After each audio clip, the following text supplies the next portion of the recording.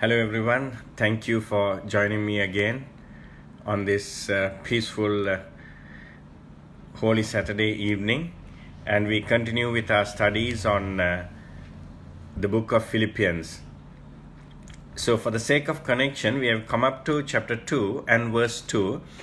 And for the sake of connection, let me read to us the first two verses that we completed yesterday.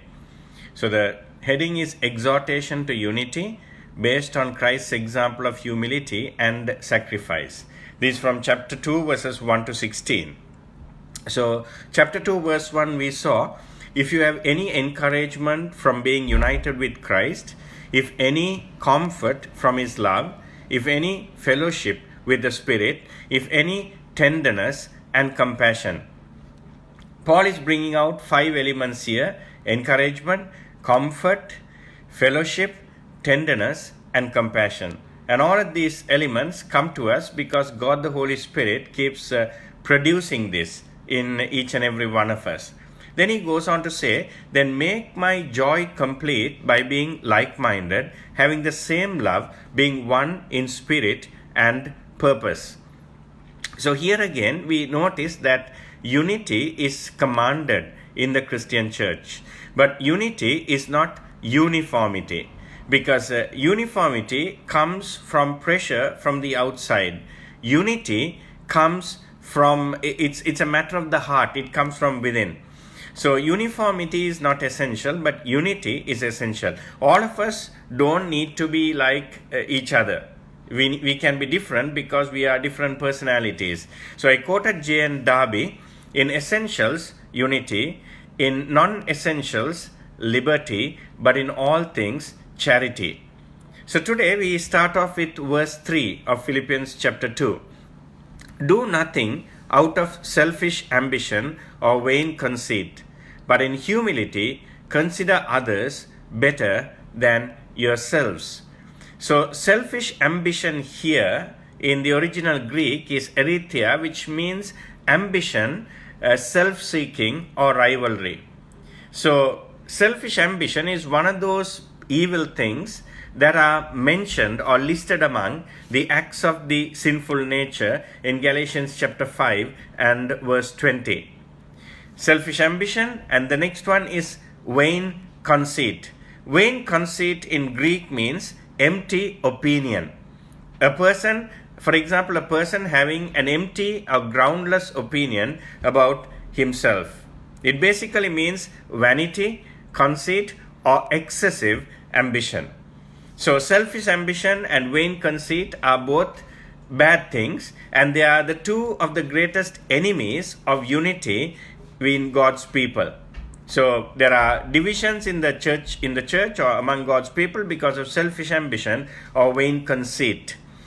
Selfish ambition is the desire to be number one, no matter what the cost. Conceit is pride or self-display. So whenever there are people who are interested in gathering a group or a clique around themselves or promoting their own interests, there are the seeds of contention and strife that will be present. Let me say that again. Wherever there are people who are interested in gathering a clique or a group together around themselves, or in promoting their own personal interests, then the seeds of contention and strife are present. This is why sometimes even in the body of Christ, you see a lot of these evil things that are happening, and there's so much of division primarily because of vain conceit and selfish ambition. Now, what's the remedy for vain conceit and selfish ambition? The remedy is given in the second part of verse 3 of chapter 2. We should live for others unselfishly, putting their interests above our own. But in humility, consider others better than yourselves. In humility, consider others better than yourselves. So we should live for others unselfishly, putting putting their interest above our own.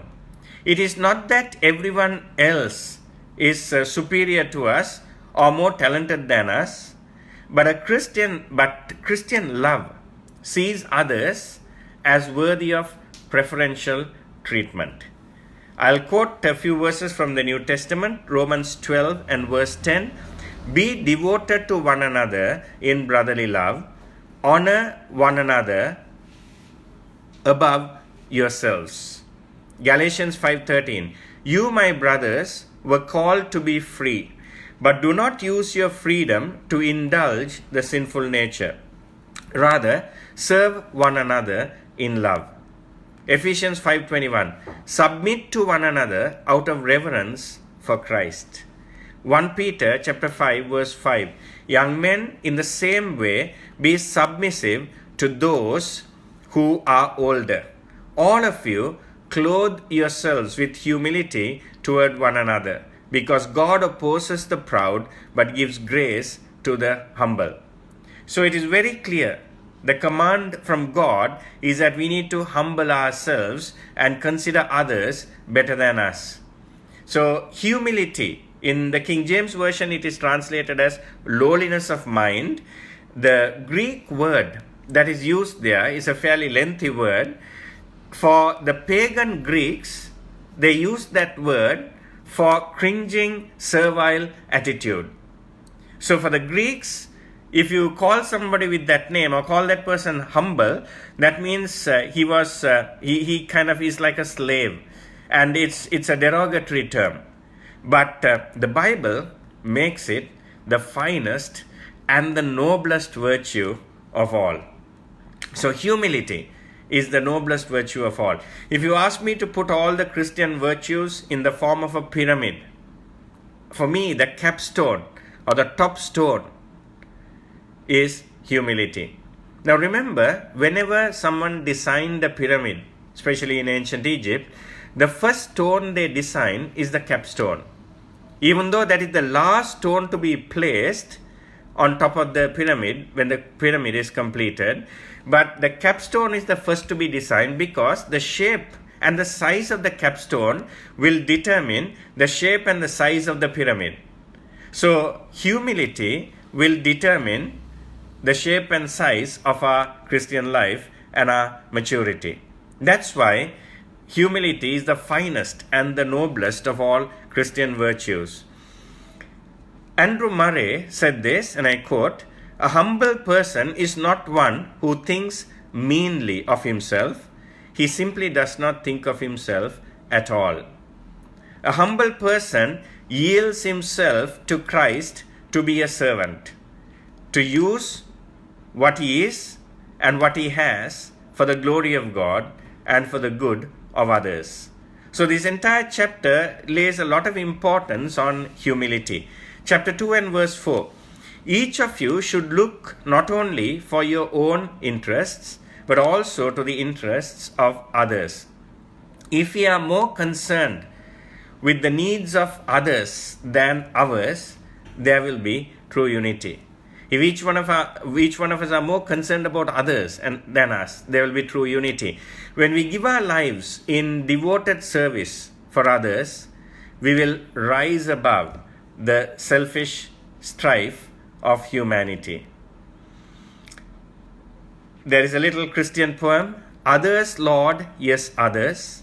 Let this my motto be. Help me to live for others, that I might live like thee." Let me quote that again. "Others, Lord, yes, others. Let this my motto be. Help me to live for others, that I might live like thee."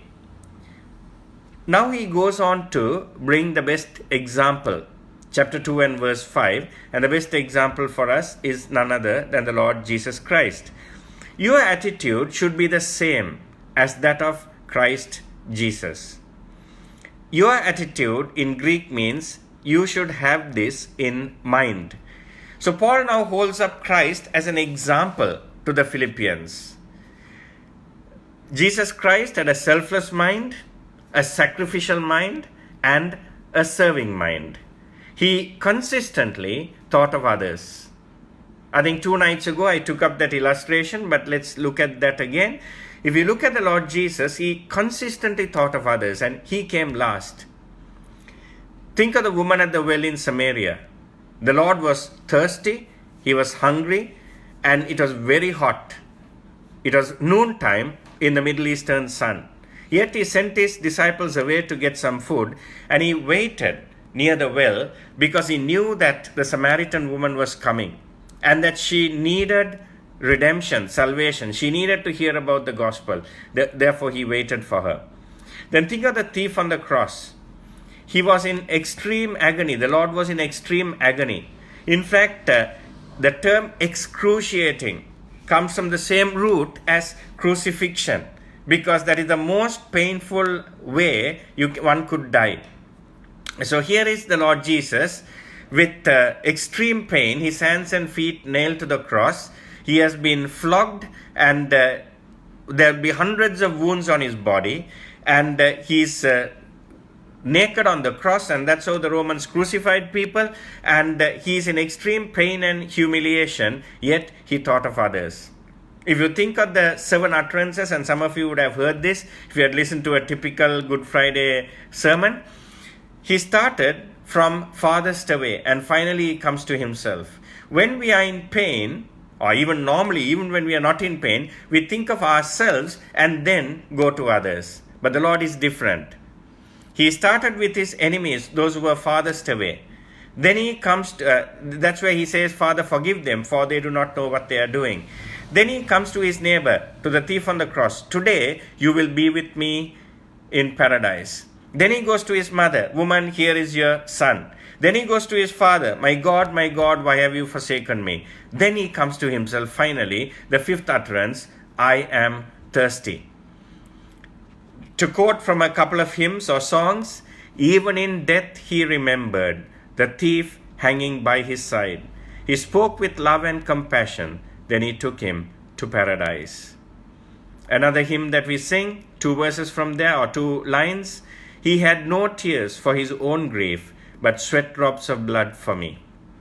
Even in death he remembered the thief hanging by his side. He spoke with love and compassion, then he took him to paradise. He had no tears for his own grief, but sweat drops of blood for me.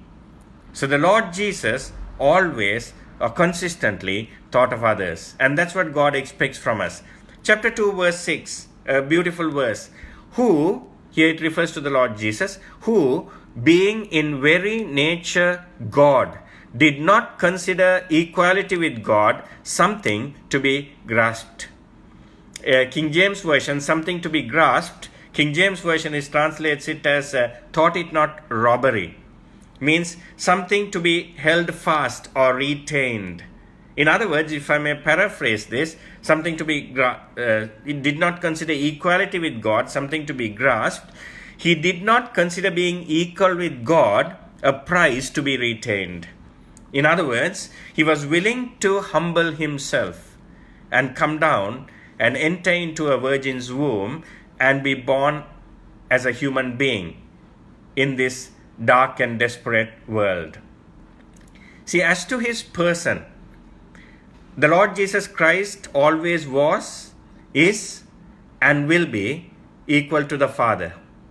From all eternity, the Son, Christ, was positionally equal with the Father, enjoying the glories of heaven. He willingly relinquished his positional equality with God and the comforts and joys of heaven. Now, he did not consider them something that he had to hold on to or grasp for. So we must understand this, that the second person of the Trinity, whom we call as God the Son, he entered our world. He became human. And in doing so, he veiled himself, veiled in flesh the Godhead see, hail the incarnate deity, pleased as man with man to dwell. Jesus, our Emmanuel. We sing that during Christmas time. So he veiled his glory, his divine nature, his divinity, his deity in a human body. And he left and held back or left behind the glories of heaven, the worship and the praises, the adoration of the angels, the millions and millions of archangels and angels. He left all that behind in order to lower himself in circumstances in order to enter into our world. So verse 7, chapter 2, verse 7, but made himself nothing, taking the very nature of a servant, being made in human likeness. Made himself nothing. The Greek there primarily means he emptied himself. He emptied himself of what? He emptied himself of his heavenly glory. John chapter 17 and verse 5, he refers to the glory that if I quote that verse, the glory I had with you before the world began. So he emptied himself of his heavenly glory. He emptied himself of his positional equality with God the Father. He veiled the glory of deity in a body of human flesh. The glory was there, though it was veiled in the flesh. So let me quote that carol again. Veiled in flesh the Godhead say, hail the incarnate deity, pleased as man to dwell. Jesus our Emmanuel. Another hymn writer says, aside he threw his most divine array, and hid his Godhead in a veil of clay, and in that garb did wondrous love display, restoring what he never took away. Another hymn, again a modern day hymn that we sing quite often. You laid aside your majesty, gave up everything for me, suffered at the hands of those you had created. You took all my sin and shame when you died and rose again, and now today you reign in heaven and earth exalted. So the Lord Jesus, the creator of the universe, became a servant. John chapter 13 and verse 4, so he got up from the meal, took off his outer clothing, and wrapped a towel around his waist. And then what he did was he washed the feet of his disciples. Now he was the master in that situation.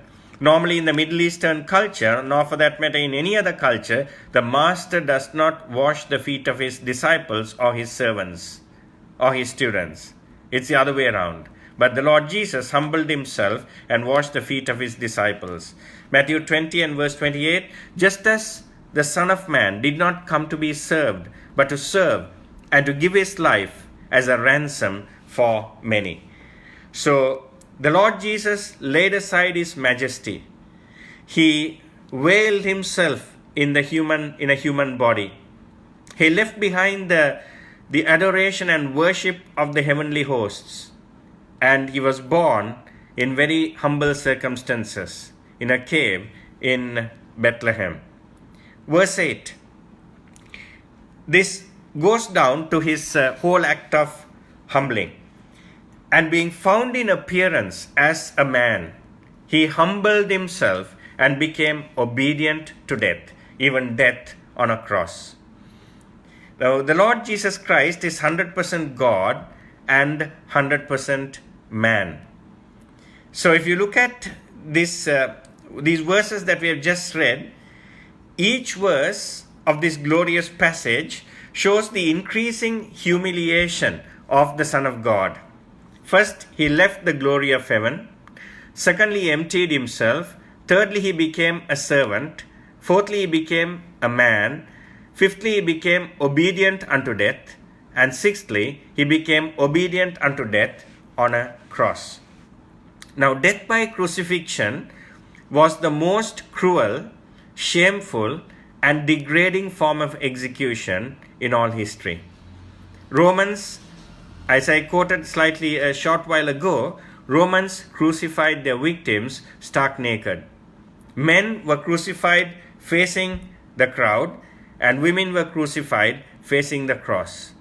So on the cross, even the little bit of the dignity that you have is taken away. It's completely destroyed. The whole purpose is to completely humiliate you, make you suffer like anything. There is no other way of causing death that is as painful as crucifixion. As I said, the word excruciating, we refer that to extreme pain. Excruciating comes from the same root word as crucifixion. So the Lord Jesus Christ left the splendor of heaven. He emptied himself. He laid behind the splendor. He laid behind the worship and the adoration of the angels. He became a servant. He became a human. And he became obedient to the Father unto the point of death. And that also, death on the cross at Calvary. Now in verse 9 of chapter 2 of Philippians, you see the things changing. Now his humility or his humiliation is complete. Now his exaltation begins. Chapter 2 and verse 9, therefore God exalted him to the highest place and gave him the name that is above every name. The word exalted means to exalt. The Greek word there is hyperipso. Now the word hyper means, it's beyond measure. To exalt beyond measure. To exalt to the highest place or to raise to the loftiest height. So the Lord Jesus Christ has now been lifted up to the highest place ever in all of God's creation. So you see the abrupt change. The Lord Jesus humbled himself and the Father exalted him. The Lord Jesus did not seek a name for himself, but the Father gave him a name that is above every name. The Lord Jesus bent his knee in service to others, and the Father has decreed that every knee should bow to him. See, the only way we can go up is to go down. Let me repeat that. The only way we can go up is to go down. If we be servants, God will exalt us in due time. If we be servants, God will exalt us in due time. Joseph, for example, in the Bible, suffered and served for 13 years. God exalted him and made him the second highest ruler of Egypt, the greatest empire of his time. David suffered at the hands of Saul for 10 years, but God exalted him and made him king over Israel for 40 years. In this verse, we see that God gave him a name that is above every name. The Greek word for name actually signifies title and dignity. So God the Father has given God the Son the highest title and the highest of dignity. Verse 10, chapter 2 and verse 10. That at the name of Jesus, every knee should bow in heaven and on earth and under the earth. That at the name of Jesus. Now, the Hebrew practice is that the name of the person is equivalent to the person himself. So when instead of talking about Peter, I use the term the name of Peter. It's the same thing. The name of Peter refers to the person of Peter. So in the same way, that at the name of Jesus basically means it is Jesus. And Paul uses that same Hebrew practice. Heaven, earth and under the earth.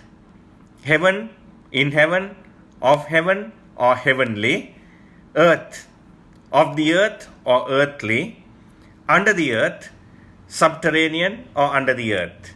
Generally, classical Greek writers use that Greek word for the infernal gods, which for us are the demons.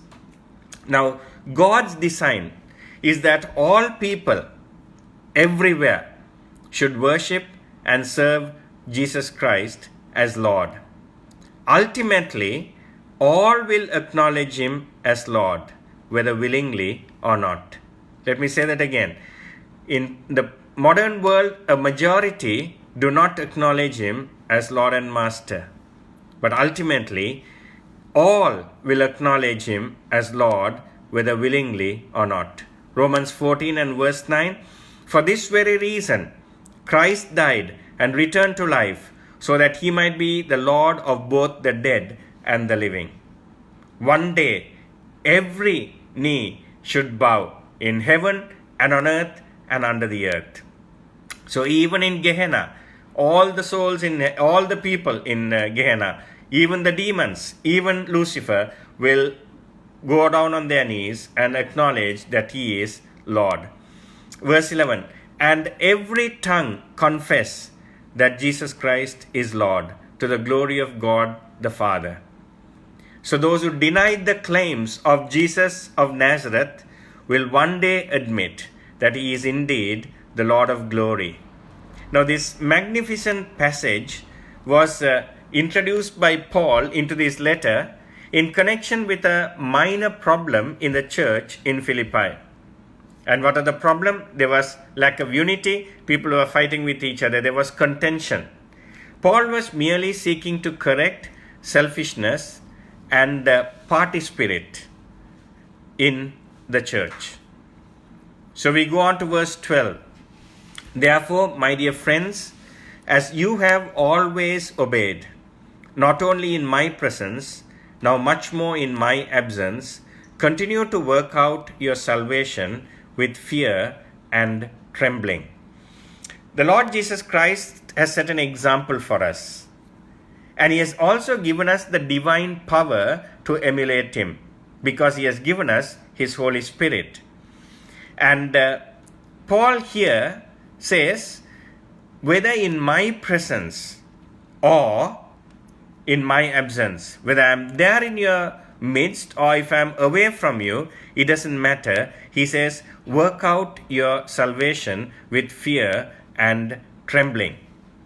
The Greek term there that is translated as work out primarily means work on to finish or achieve the goal.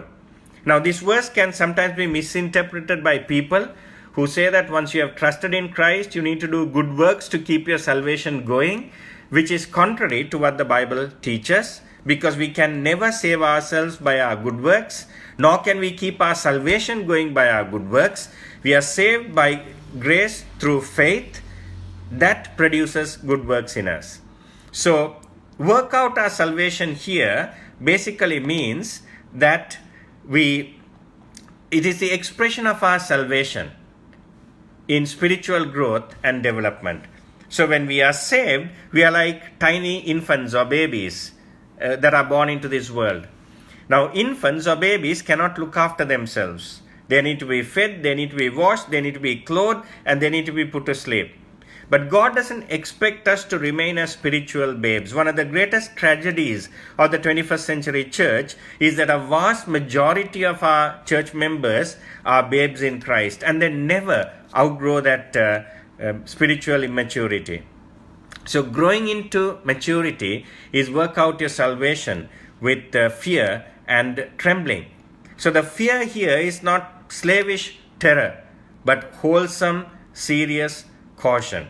And I quote from the Bible commentary by William MacDonald. He says, this fear is self-distrust.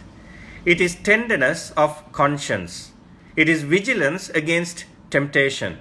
It is taking heed lest we fall. It is a constant apprehension of the deceitfulness of the heart and the power of the inward corruption. It is the caution and circumspection which timidly shrinks from whatever would offend and dishonor God.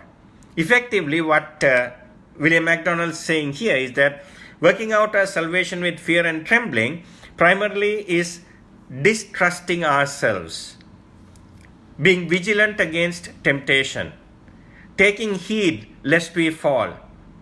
It is being aware of the deceitfulness of our heart and our own lack of powerlessness. So this is what fear and trembling means. We go on to verse 13 of chapter 2. For it is God who works in you to will and to act according to his good purpose. Who works in you, the Greek word is energio, from that we get the word energize in English. So we don't have to depend on our own strength. God will energize us to fulfill our calling in life. That's the advantage we have living in the church age, because believers, true believers, are indwelt by the Spirit of God. And the Spirit of God energizes us. He gives us that energy and that strength and that power to overcome and to be victorious in our lives. It is God who puts in us the wish or the desire to do His will. Then He also gives us the power to carry out that desire. Let me repeat that. It is God who puts in us that desire to do God's will, and then He will give us the energy or the power to carry it out. So God must, my final lesson for the evening, because it's 9:30 now, God must work in us before He can work through us. Now that's a very important point. Before God can work through us, He must work in us first. God is more interested in us than in the work that we are doing. God is more interested in the workman than in the work. Too many Christians obey God only because of pressure from the outside and not because of power from the inside. Let me repeat that. Too many Christians obey God only because of pressure from the outside, because somebody else is watching, and not because of power on the inside. God uses His word, He uses prayer and suffering as tools to work in our lives through the Holy Spirit. And that brings us to the end of today's study. The usual announcements before I close in prayer. We do these studies every night at 9 p.m., all 7 days of the week, and 9 to 9:30 p.m. And it's on Facebook Live. And as soon as we finish, I will also upload it to my Facebook page so that you can watch it again, or if you had missed some parts, you can watch it. And tomorrow being Easter Sunday, we'll have an additional study in the morning at 9:30 on the resurrection. So I will deal with a little bit of the Holy Saturday, that's today, when the Lord's body was in the tomb, and then we will move on to Easter Sunday, and that will be at 9:30 a.m. tomorrow on Easter Sunday. And in the evening, as usual, we'll continue with our study on the book of Philippians. We'll continue from chapter 2 and verse 14. So let us pray. Our loving Heavenly Father, we simply adore You because You are worthy of all our praises. Lord, You are immortal, invisible, the only wise God. Lord, You are the creator of the universe, creator of all things seen and unseen. Thank You, Father, that You should love creatures such as us. Lord, even in the midst of this lockdown and in the midst of all this danger, we trust in You because You are our shield, You are our rampart, You are our protector. Lord, we pray that You will cover us with Your wings and You will protect each and every one of us and our families, Father. Lord, we continue to pray for victory for humanity over this dreaded disease, over this virus. We pray and ask You, Lord, that You will remove this in accordance with Your will and in accordance with Your timing, Father. Thank You, Father, for giving us this opportunity to study Your word. And we commit all of this into Your hands. In Jesus' name, Amen. Good night. God bless you and keep safe.